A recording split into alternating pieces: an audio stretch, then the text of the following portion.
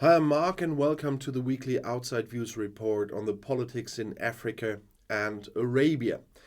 Despite a suspended judicial reform, Israel does not come to rest.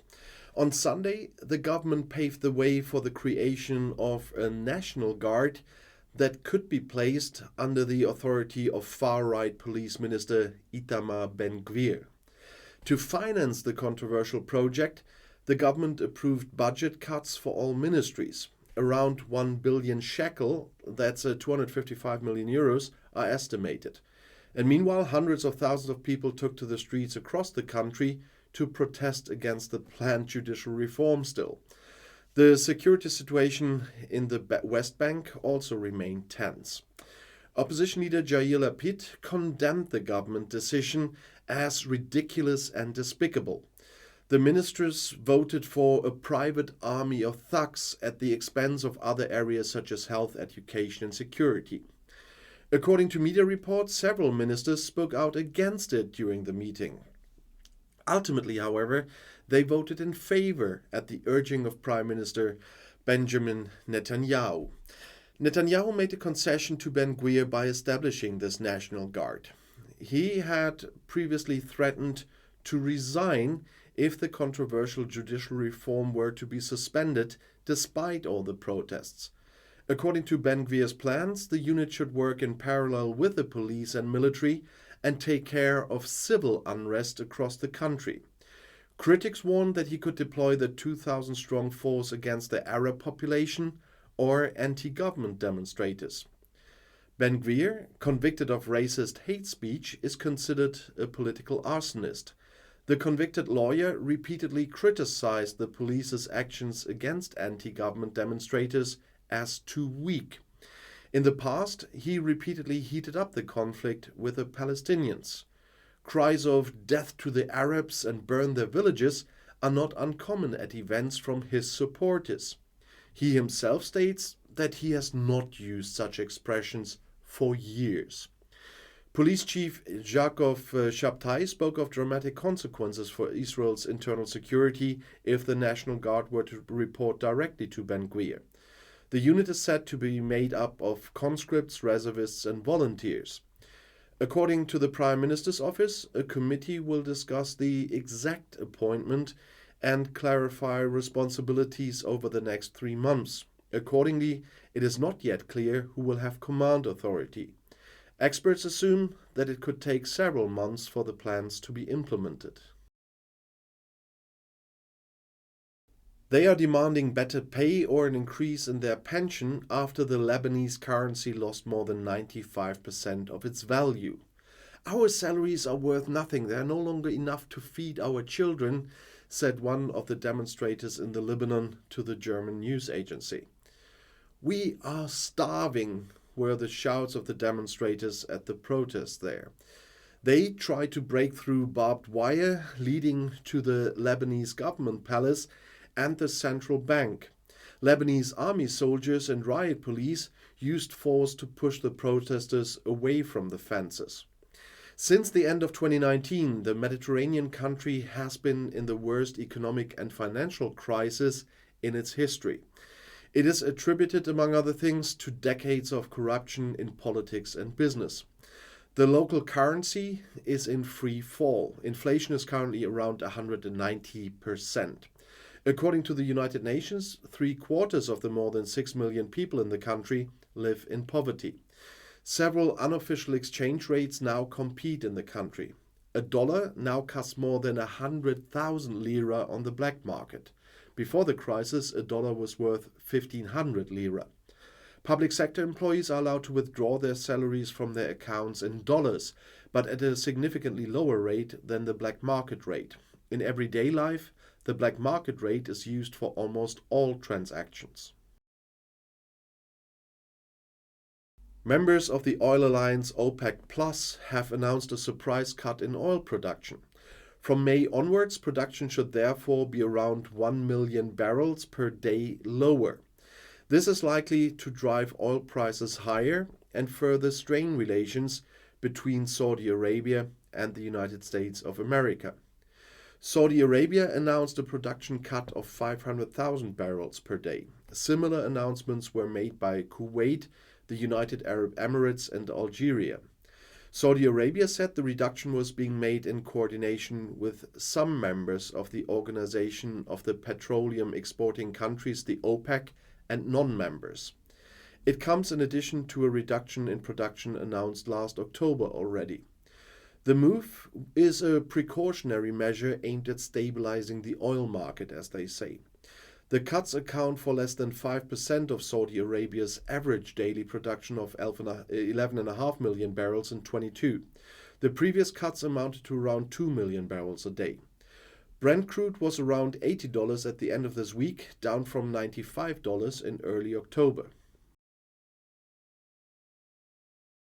Hundreds of followers of a Christian sect have migrated from Uganda to Ethiopia after a cult leader predicted a mass death. As the Ugandan police reported to the German press agency on Friday, the hike began in February. The approximately 200 people have now settled in southern Ethiopia. The Ethiopian Ministry of Foreign Affairs had previously confirmed that hundreds of Ugandans had entered Ethiopia over land. The followers of the cult feared an imminent apocalypse, during which there would be displacements and deaths, said the spokesman for the Ethiopian Foreign Ministry, Melech Alem. According to the Ugandan police, the cult members had migrated to Ethiopia to get to their mother church.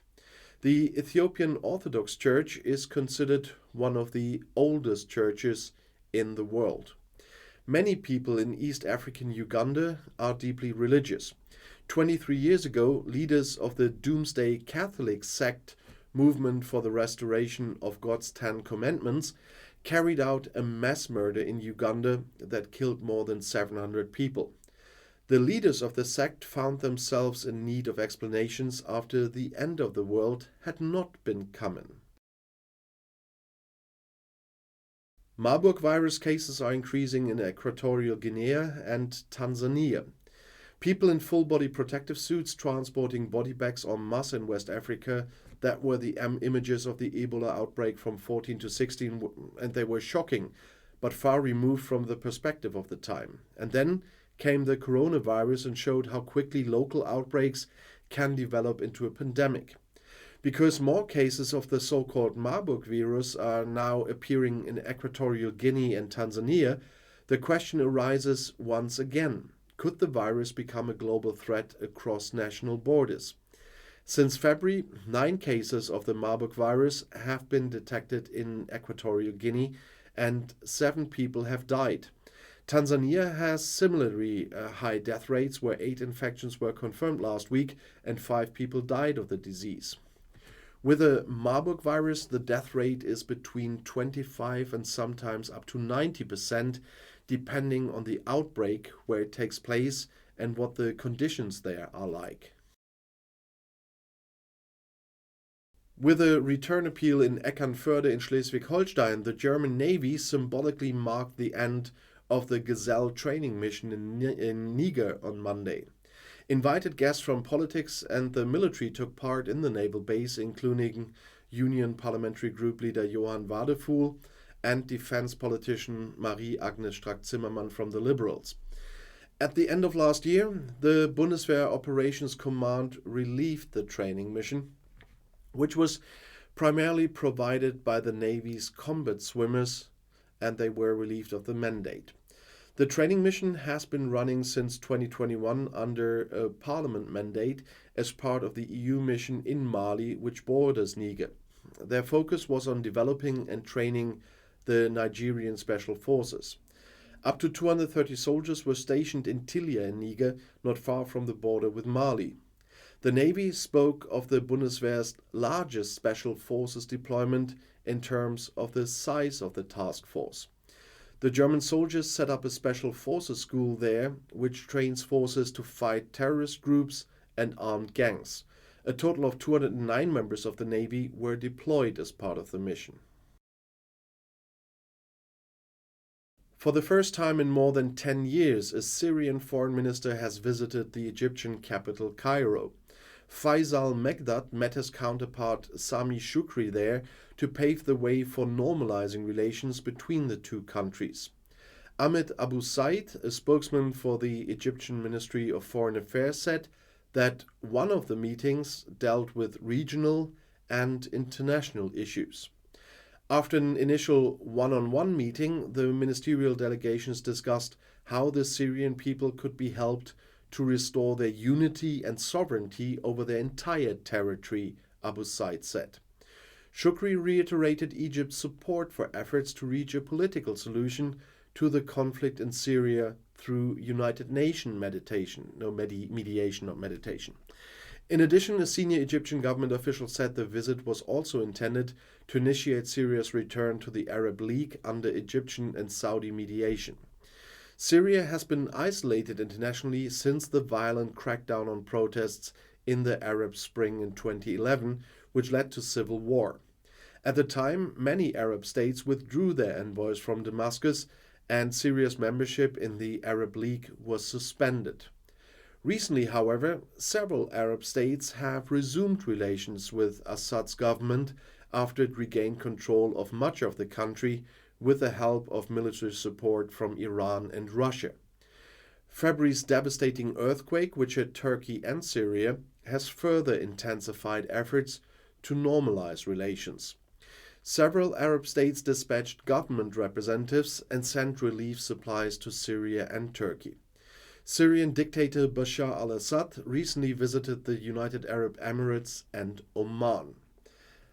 And this concludes this week's report on Africa and Arabia, but you'll find the next report right here in the end screen. I'll see you there. I'll be back.